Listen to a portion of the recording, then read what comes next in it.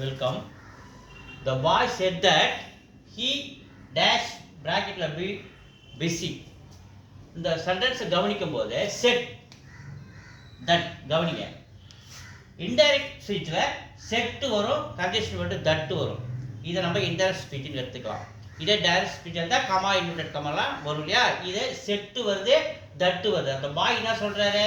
ரொம்ப பிஸியா இருக்கேன் அவன் சொன்னதா நாம சொல்றோம். அப்ப இன்டைரக்ட் ஸ்பீச்ல அவன் சொன்னதா நாம பாஸ்ட் டென்ஸ்ல சொல்றோம்.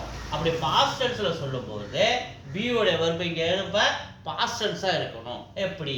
இங்க ஹீ இருக்கிறதுனால இது சிங்குலர். அப்ப ப்ரெசன்ட் டைரக்ஷன் தான் ஈஸி. அதே ஹீ இங்க பாஸ்ட் டென்ஸ் இந்த சென்டென்ஸ் இருக்கிறதுனால வாஸ் நம்ம போட்டுக்கிறோம். அப்ப ஹீ பியோட வெர்பு என்ன பண்ணணும்? He was busy. The boy said that he was busy.